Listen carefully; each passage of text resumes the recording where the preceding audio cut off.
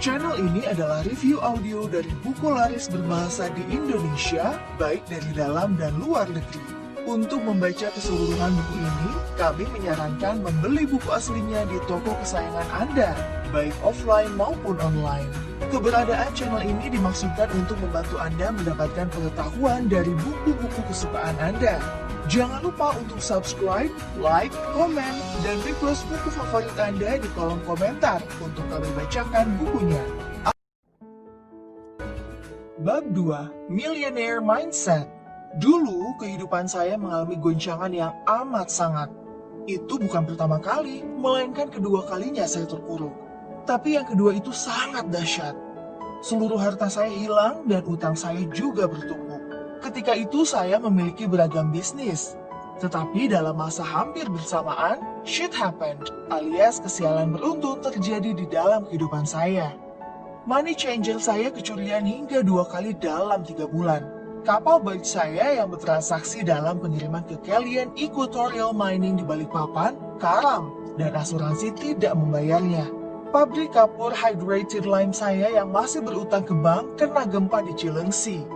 Gempanya memang kecil, tetapi meletakkan tungku utama dengan harga yang mahal. Traktor di kueri kapur meluncur tak terkendali, menabrak silo di pabrik. Asuransi juga tak menggantinya. Ditambah lagi bank pembiaya kami, PDFCI, ditutup BPPN. Di tengah krisis keuangan berkepanjangan, harga bahan baku naik 200%, yaitu gas. Perusahaan saya pun terpaksa file for bankruptcy. Semua musibah ini terjadi dalam kurun waktu kurang dari 2 tahun, yaitu pada 1999 sampai 2001. Kerugiannya tak tanggung-tanggung. Mobil 4 habis, 1 rumah hilang, sedangkan utang masih 9 digit. Setiap saat, setiap hari, emosi saya memuncak.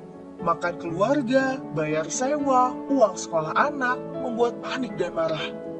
Mau bekerja di mana? Kapan utang terbayar? Bagaimana untuk hidup? Dikejar debt collector, dikejar hukum, dikejar BPPN, dan juga dikejar teman investor yang marah dan kecewa. Bayangkan betapa kusutnya situasi saya saat itu. Di tengah keputusasaan, siang itu saya langsung memandang langit dan bicara langsung kepada Allah Subhanahu wa Ta'ala. Tuhan yang saya percayai 100%. Saya katakan bahwa saya putus asa dan hidup saya sudah diambang frustasi. Saya marah sekali kepada semuanya. Saya menuduh kehidupan ini tidak adil. Saya merasa telah melaksanakan seluruh ajaran agama. Saya teringat betapa tertibnya saya melaksanakan puasa Senin Kamis selama 5 tahun tak terputus. Setiap malam, saya selalu bangun untuk bertahajud. Yang wajib-wajib apalagi, sudah pasti saya laksanakan. Hitungan zakat mal dan sedekah lainnya saya bayarkan lebih dari 2,5% aturan baku. Saya mendirikan panti asuhan dan mengelola 8 panti lainnya. Menampung 400 anak yatim dalam kurun waktu 5 tahun. Itu semua saya laksanakan dengan tulus, dengan keindahan munajat. Namun, ketika kebangkrutan beruntun selama 2 tahun tanpa jeda dan tanpa belas kasihan terjadi kepada saya mempertanyakan, apa bukti ketaatan dengan kenyataan yang saya dapat? Jujur saja, saya marah kepada Tuhan. Saya protes. Bahkan sempat muncul keraguan dalam hati saya yang mempertanyakan keadilan Tuhan. Saya bertanya kepadanya, mengapa musibah ini menimpa saya? Apalagi yang kurang dari saya sehingga saya pantas menerima ini semua? Mengapa rasanya hidup ini kejam dan sadis sekali? Pertanyaan-pertanyaan itu terus berputar dalam kepala saya. Akhirnya saya mulai menjauh dari Tuhan. Jangankan yang sunnah, yang wajib pun saya tinggalkan. Saya meragukan semuanya tentang ajaran kebenaran agama saya. Saya diam, saya bertanya tak ada jawaban. Saya kesal, saya murka. Permasalahan ekonomi ini akhirnya berimbas pada rumah tangga dan pernikahan pertama saya yang dulu. Istri saya kembali ke rumah mertua. Kemudian saat itu anak saya yang tertua demam, panas tubuhnya 39 derajat Celcius dan sudah tidak bisa bangun. Adiknya pun mengalami hal yang sama. Mereka masih balita, baru berusia 4 dan 2 tahun. Listrik di rumah sudah dipadamkan PLN. Tidak ada makanan, tidak ada uang di tangan, Dan setiap saat ada telepon dari penagih utang-utang saya. Saya berutang pada lebih dari 5 institusi keuangan dan lebih dari 60 individu. Dari yang utangnya sejumlah 1 juta hingga miliaran. Puncaknya, suatu hari saya ditelepon oleh seorang pemberi utang yang mungkin sudah muak dengan saya. Dengan kasarnya dia bilang akan mendatangi rumah saya sore itu dan dia akan menagih. Kalau tidak dibayar, maka dia akan paksa. Gaya bicaranya sudah seperti preman. Tumpah darah pun dia siap katanya. Saya tidak ada pilihan lain, hanya bisa mengasah pisau. Saya sudah tidak sanggup lagi dan bersiap untuk kemungkinan terburuk. Kalau memang orang itu menantang pertumpahan darah, terpaksa saya lawan. Saat itu rasanya saya siap membantai orang. Saya sudah tidak peduli lagi apa yang akan terjadi. Saya sudah tidak punya apa-apa, bahkan harga diri pun tidak ada. Saya siap mati. Kedua anak saya yang demam membujur lemas di lantai beralaskan bed cover. Yang satu minum dari botol air tajin beras, yang satu hanya diam dengan botol air mineral yang tidak diminumnya. Saya hanya menatap kosong. Ke dokter tak bisa, jalan tak bisa. Karena itulah, begitu ada yang menantang harga diri saya yang sudah tidak punya apa-apa ini, saya siapkan jiwa raga. Dia yang menagih, kalau datang mencari ribut, akan saya bunuh. Ya, pikiran laknat itu sempat terlintas di benak saya. Saat itu saya berpikir, toh dia orang rantau. Keluarganya tak ada di kota ini. Temannya pun pasti tak banyak. Kalau saya terpaksa harus membunuh dia, akan saya kubur dia di halaman belakang. Tidak akan ada yang tahu. Rasanya saya benar-benar sudah dirasuki Dajjal. Saya kumpulkan barang-barang yang sekiranya bisa saya pakai untuk membantai orang. Benda tajam, benda keras, benda panjang, semua senjata serang. Saya tahu sekali bagaimana menggunakannya. Dan saya tahu sekali di mana letaknya di setiap sudut rumah. Kring, kring, kring. Telepon rumah yang sudah diblokir dan hanya bisa menerima panggilan itu berdering. Sementara saya masih melamun dengan gamang. Hingga dering kesekian, barulah saya tersadar. Mungkin itu si penagih utang lagi, pikir saya. Dengan gusar, saya pun mengangkat telepon. Halo? Kata saya dengan kasar. Assalamualaikum, Mas. Kata suara di seberang dengan lembut. Saya mengenalinya sebagai suara Pak Ali, pimpinan Yayasan Husnul Khotimah yang kemudian dikenal sebagai Rumah Yatim Indonesia, panti asuhan yang saya bangun. Saya pun terhenyak dan menjawab dengan nada melemah. Waalaikumsalam, Pak Ali. Mas? Saya telepon sampai 3 kali kok nggak diangkat. Lagi sibuk, Mas? Tanya Pak Ali dengan logat lamungannya yang khas. Maaf Pak Ali, saya sedang ada kesibukan. Apa kabar? Sahut saya dengan mengatur napas yang sedang emosi. Mas, dengar-dengar sedang ada masalah ya?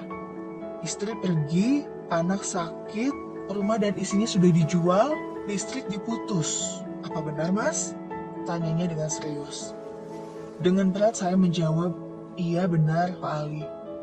Mbok ya kalau ada masalah begini ceritalah ke saya, Mas, kata Pak Ali. Saya tertegun mendengar kalimatnya. Kemudian lanjutnya, Mas, walaupun kita miskin, yayasan kita sedang ada pegang uang. Kalau Mas butuh, ada nih 3 juta. Pakai saja dulu, Mas. Mas berhak kok. Sudah 5 tahun Mas membangun yayasan ini.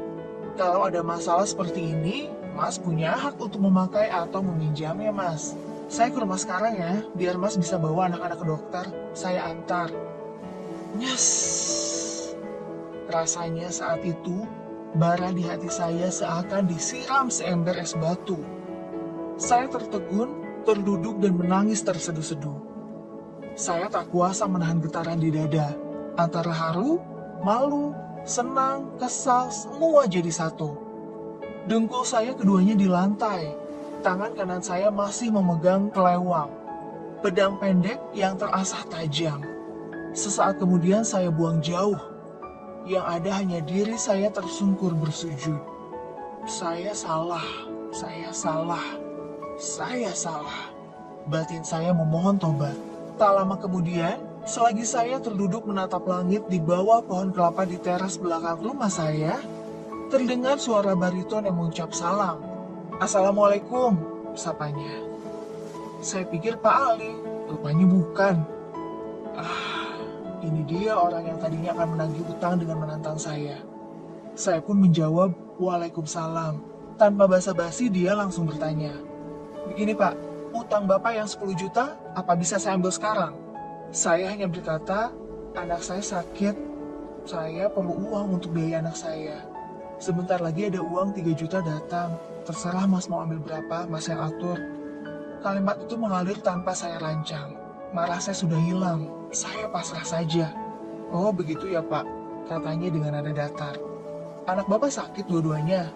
Yang berbaring di dalam itu?" Tanyanya sambil mengedikan kepala ke ruang tengah. "Iya," jawab saya singkat.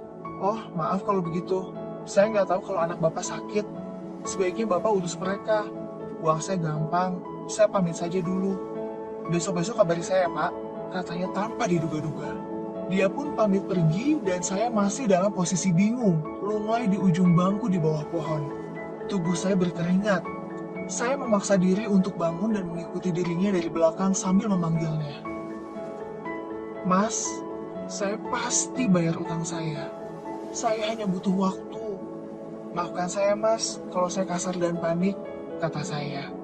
Ketika dia berbalik badan, saya julurkan tangan saya yang kemudian dia sambut dengan jabat tangan yang erat dan senyum di bibirnya. Dia pun berkata, "Iya Pak, saya juga minta maaf. Saya salah Mas," kata saya. "Saya berutang tapi tidak berkemampuan. Tapi saya janji Mas, saya pasti bayar." Tak lama kemudian setelah dia pergi, datanglah Pak Ali dengan kijang tuanya. Tanpa basa-basi, langsung saya peluk erat dia. "Pak Ali, syukron, terima kasih," kata saya. "Ayo ke dokter Mas. Aku bawa Fatur, Mas gendong Aska," ajaknya singkat. Setelah 2 tahun dihajar musibah yang merusak keyakinan saya, akhirnya saat itu saya menyadari satu hal. Semua masalah yang saya alami, itu berasal dari diri saya sendiri. Hal lain di luar diri saya hanyalah pelengkap. Saya langsung berdoa, "Maafkan saya ya Allah. Ampuni saya. Engkau begitu mulia dan saya selama ini salah memandangmu.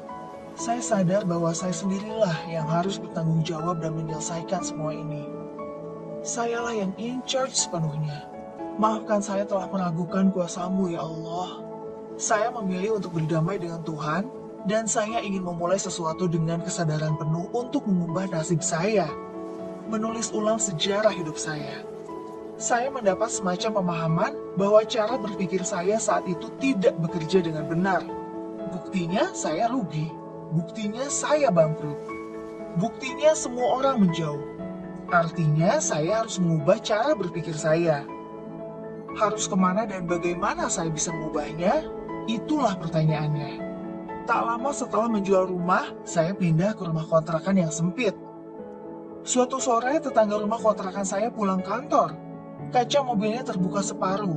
Dia rupanya ingin membuang sesuatu, mungkin sampah. Agaknya dia tidak melihat saya berdiri di sisi jalan tersebut. Mungkin karena maghrib yang pencahayaannya mulai samar, mungkin juga dia tidak fokus karena sibuk mengumpulkan barang yang akan dibuangnya. Bruk! Segumpal kertas jatuh tepat di kaki saya. Entah mengapa saya tergerak untuk memungutnya. Mungkin karena saya tertarik dengan tulisannya yang berwarna merah mengilat. Setelah membuka lipatannya, saya baca kertas itu yang ternyata merupakan brosur Millionaire Mindset Training di Australia. Saya merasa aneh dan terkejut. Inikah jawaban dari doa yang saya panjatkan? Saya berdiri termenung. Rupanya tetangga saya tadi baru sadar bahwa sampah yang dibuangnya jatuh di depan saya. Dia pun menghampiri saya. "Mas, maaf aku nggak lihat," katanya dengan kikuk. "Loh, nggak apa-apa. Akunya juga lagi ngelamun, nggak ngeh. Aku baru ngeh pas lihat brosur ini," kata saya berbahasa basi sambil menunjukkan lembaran tersebut. "Iya, tadi saya dapat dari kantor. Tapi sepertinya nggak mungkin saya ke sana." Bukannya nggak butuh jadi orang kaya sih, tapi harganya itu loh, buat seminggu saja 30 juta rupiah. Mending juga buat modal dagang, urainya. Saya hanya mengangguk-angguk sambil tersenyum sopan. "Saya pamit ya Pak Syarif," kata saya. "Iya Mas, maaf ya, tadi benar-benar gak sengaja Mas," katanya sungguh-sungguh. "Gak apa-apa bos, santai aja," kata saya lagi. Setelah itu saya langsung sibuk berpikir, Di mana saya bisa cari uang 30 juta? Belum lagi uang untuk sanggup keluarga di rumah sementara saya pergi. Yang jelas, saya sudah bertekad untuk berubah dan saya melihat ini sebagai solusinya. Saya percaya itu. Singkat cerita, harta terakhir saya yaitu motor Tiger, mesin jahit, dan beberapa barang keluarga saya jual. Saya nekat terbang ke negeri kanguru. Saya menginginkan ilmu tersebut. Saya pun berangkat untuk mengikuti Millionaire Mindset Training di sana dengan harapan bisa menerapkannya untuk memperbaiki kondisi ekonomi saya di sini. Kira-kira sebulan setelah kembali dari pelatihan selama 7 hari tersebut, ternyata tidak ada perubahan apa-apa dalam perjalanan hidup saya. Saya masih menganggap bahwa apa yang saya pelajari itu agak aneh. Agak nggak kena di logika. Mek ngono toh apa iyo? Kayak gitu doang memang bisa, batin saya. Memang benar, saya meragukan dan saya menganalisis, mencoba mengurai maksud dari pelatihan tersebut, tetapi saya lelah. Keadaan saya masih begitu-begitu saja. Saya belum bisa dapat uang lagi. Saya belum bisa melunasi tunggakan utang. Saya belum bisa mengubah nasib saya. Apakah saya harus belajar lagi? Saya mencoba mengingat mundur pengalaman hidup saya. Semua itu terjadi hingga di usia 26 tahun. Benar, saya merasa seakan berjalan di jalan bebas hambatan. Semuanya mudah, semuanya gampang. Pada saat itu, saya bahkan menggampangi proses. Saat ini, justru proses merupakan hal yang paling saya hormati. Barulah sejak usia 28 tahun, kehidupan saya mengalami pasang surut yang luar biasa. Baik dari masalah pribadi yang personal, masalah spiritual ketuhanan, masalah rumah tangga, masalah parenting, hingga keuangan. Dikala saya berpikir laut itu berair tenang, saya memilih mengangkat jangkar dan mengembangkan layar ke sebuah tujuan pasti, yaitu ingin sukses. Dengan tujuan hanya tahu satu arah, yaitu ke depan. Sebuah kesombongan yang saya bayar sangat mahal, sangat melelahkan, penuh duka, air mata, dan keringat. Ternyata laut di depan tidak semanis gelombang di pantai. Dalam perjalanan, ombak besar, angin kencang, bahan bakar kurang, sumber daya terbatas. Satu hal yang saya lupa, saya tidak bawa kompas penunjuk arah. Dalam artian, saya mengarungi samudera tanpa ilmu, tanpa petunjuk, tanpa pembimbing. Mentang-mentang punya glory from the past, kisah sukses masa lalu, saya merasa bisa melakukan apa saja. Inilah biang masalah saya di masa kedepannya sejak keputusan saya mengarungi samudera. Hingga sampailah saya di titik ketika kapal saya akhirnya karam ke dasar samudera. Sementara badan saya terdampar di pulau kecil sendiri dengan kebutuhan dasar seadanya. Saya hanya bisa diam. Meratap pun tidak bisa. Air mata habis. Tenaga tak punya.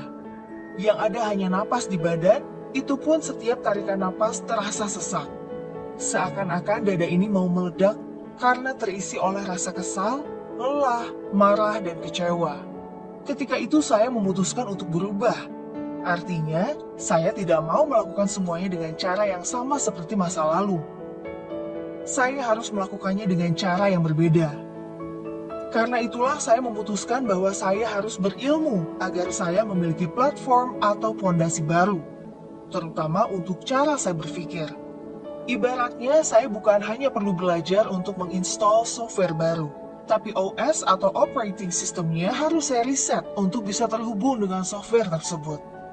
Sederhananya begini, jika otak kita yang kemampuannya maha dahsyat ini adalah hardware pemberian Tuhan, softwarenya kita sendiri yang pasang. Sebut saja software sukses, software sehat, software bahagia, itu semua manusia yang install. Jadi hardwarenya memang pemberian Tuhan, tetapi softwarenya buatan manusia. Mungkin banyak pembaca yang berkerut ketika saya membawa-bawa hal ini. Tapi coba saya berikan ilustrasi. Seorang anak yang hidupnya dikritik, dimarahi, ditekan, dipaksa, diharuskan, dibatasi, dilarang, dimaki, dan dihina, akan membuat dirinya tumbuh sebagai pribadi yang peragu, pemarah, dan pendendam. Bandingkan dengan anak yang didorong, dipuji, disayang, diperhatikan, didukung, dan dikelilingi suasana penuh canda tawa. Sang anak akan memiliki platform hidup lebih ringan, fun, banyak senyum, dan vibrasi dirinya disukai orang. Yang saya maksud di sini adalah Software seseorang diinstal oleh orang tua dan lingkungan sekitarnya. Dan tentu saja, software yang buruk bisa diganti, diubah, bahkan dibuang bila kita mau. Sesuatu yang dipasang umumnya bisa dilepas, bukan? Bukan sesuatu yang permanen. Teman-teman dari bidang psikologi mungkin mengenal ini sebagai sesi terapeutik dalam dunia psikologi. Ketika mencari kompas ilmu dan perubahan pola pikir itulah, baru saya sadar. Selama ini saya menerima hasil sebuah printer yang isinya salah, lalu saya mati-matian memberi tip X pada tulisan dalam kertas itu. Begitu seterusnya. Saya tidak sadar bahwa yang harus saya ubah justru dokumen yang akan di-print, bukan yang sudah di-print. Yang salah bukan printernya, melainkan data di dalam komputernya. Kalau isi komputernya sudah benar, baik itu software maupun datanya, hasil yang di-print pasti tidak akan salah.